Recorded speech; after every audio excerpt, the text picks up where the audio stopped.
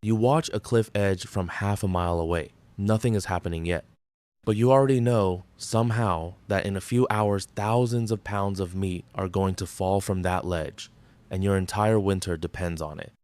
That's not a fantasy. That's a Tuesday, repeated for roughly 6,000 years at one specific location in what is now Alberta, Canada. You probably picture ancient humans finding food the simple way: spear an animal, pick a fruit, done. The reality was far stranger, far more coordinated, and in some cases involved deliberately poisoning yourself on purpose. So what were the craziest methods ancient humans actually used to eat?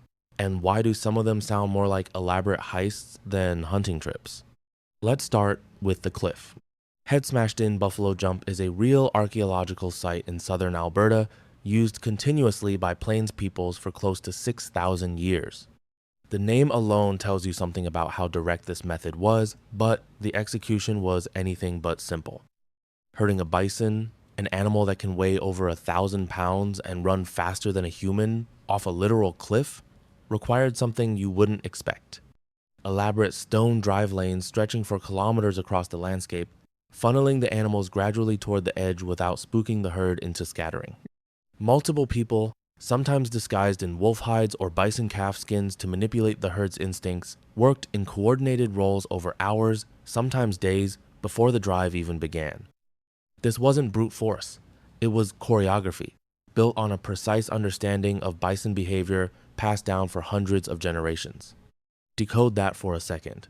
A drive lane is simply a corridor of piled rocks or brush, laid out across the land to guide animals in a specific direction, the same way a fence funnels cattle toward a gate.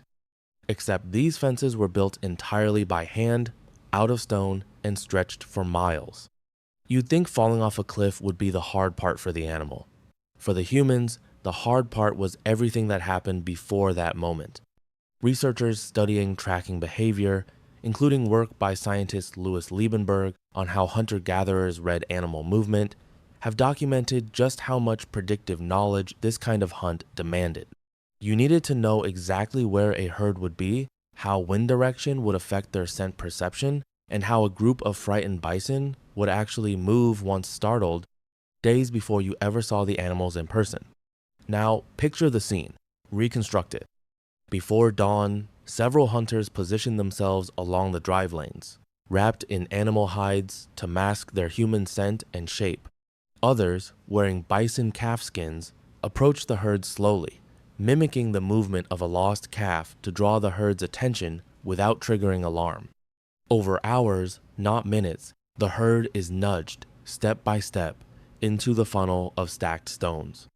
Then, at the critical moment, the disguised hunters break into a sudden, coordinated charge from behind, and the entire herd, driven by instinct rather than individual choice, stampedes forward along the only open path, straight toward the cliff edge. There's no going back once the herd commits. The physics of a stampede take over completely.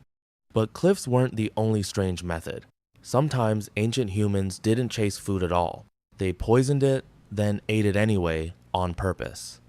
Across parts of the Amazon, Africa, and Southeast Asia, various groups independently discovered and used plant-based fish poisons, a practice ethnobotanists have documented extensively. Certain plants, when crushed and released into a still or slow-moving body of water, temporarily stun fish by depleting the oxygen in their gills, causing them to float helplessly to the surface without killing them outright or making them unsafe to eat. This wasn't guesswork.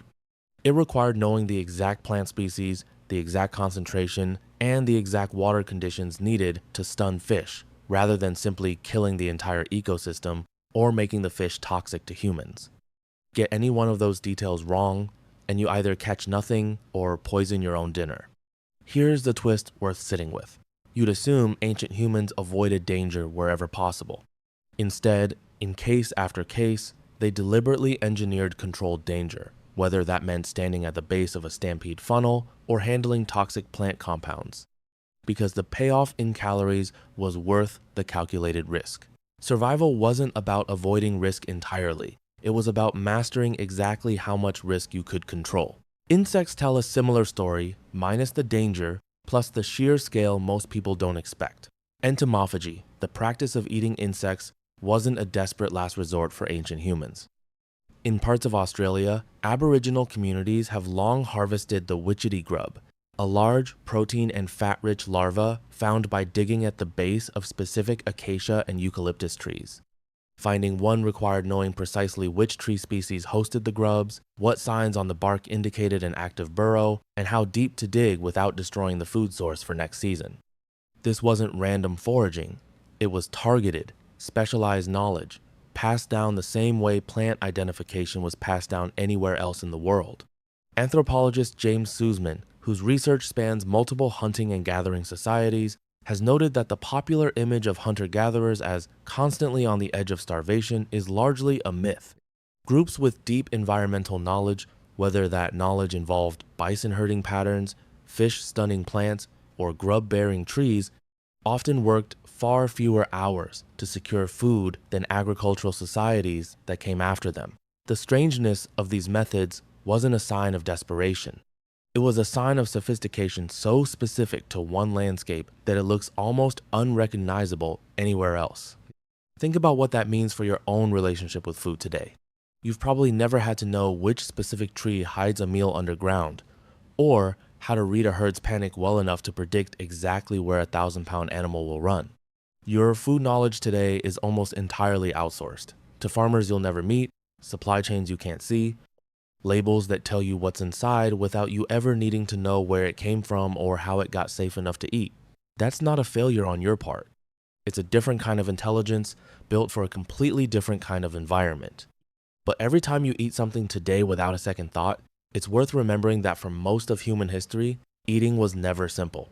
It was a puzzle solved by disguise, patience, chemistry, and an almost unbelievable depth of local knowledge, refined generation after generation until it looked, to anyone watching from the outside, like something closer to magic than survival.